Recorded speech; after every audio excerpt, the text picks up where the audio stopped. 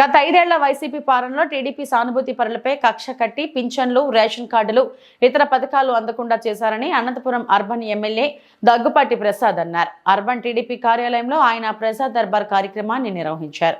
ఈ సందర్భంగా ఆయన మాట్లాడుతూ ఇప్పటి వరకు 765 అర్జీలు రాగా ఇందులో 644 సమస్యలకు పరిష్కారం చూపామన్నారు. మరో 87 అర్జీల పరిష్కారం కోసం అధికారులు పనిచేస్తున్నారన్నారు. ప్రతి శుక్రవారం తాము అందుబాటులో ఉంటామని, ప్రజలకు ఏ సమస్య ఉన్నా తమతో చెప్పవచ్చునన్నారు. ప్రజలకు బాధ్యతగా పనిచేయడమే తమ మొదటి ప్రాధాన్యత అన్నారు. ఈరోజు దాదాపు 48 అప్లికేషన్స్ రావడం జరిగింది. ప్రతి శుక్రవారం ఈ గ్రీవెన్స్ కార్యక్రమం నిర్వహించడం జరుగుతూ ఉంది. ఇప్పటి వరకు దాదాపు 765 అప్లికేషన్స్ పీజీఆర్ఎస్లో వస్తే దాంట్లో 644 క్లియర్ చేయడం జరిగింది. 87 పెండింగ్ ఉన్నాయి. ప్రోగ్రెస్లో 28 అప్లికేషన్స్ పెండింగ్ ఉన్నాయి.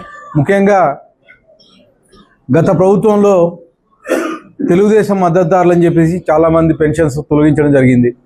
అంటే కేవలం తెలుగుదేశం మద్దతుదారులని, తెలుగుదేశం సానుభూతి పరులు అని చెప్పేసి పెన్షన్స్ తొలగించడం జరిగింది.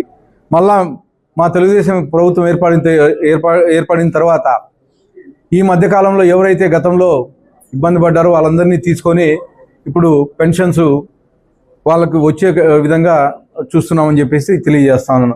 అర్బన్ నియోజకవర్గానికి వస్తే దాదాపు 30 ఏళ్ళుగా ఉండే డంపింగ్ యార్డ్ సమస్య త్వరలో తీర్చబోతున్నాం.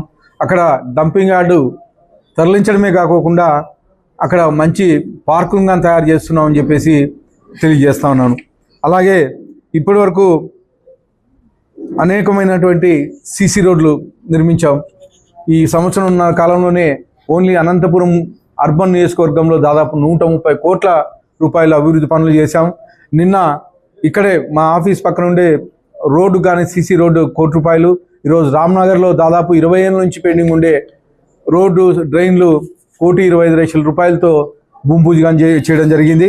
ముఖ్యంగా గత 5 ఏళ్లలో ఎక్కడే కానీ అనంతపురం అర్బన్లో ఒక డ్రైన్ కానీ ఒక రోడ్డు కానీ పూర్తి చేసిన దాఖలాలు లేవు. కానీ ఈ సంవత్సరం కాలంలోనే ₹130 కోట్ల అభివృద్ధి పనులు చేశామని చెప్పేసి గర్వంగా తెలియజేసుకుంటూ, ప్రతి శుక్రవారము అనంతపురం అర్బన్ ఆఫీస్లో గ్రీవెన్స్ ఉంటుంది.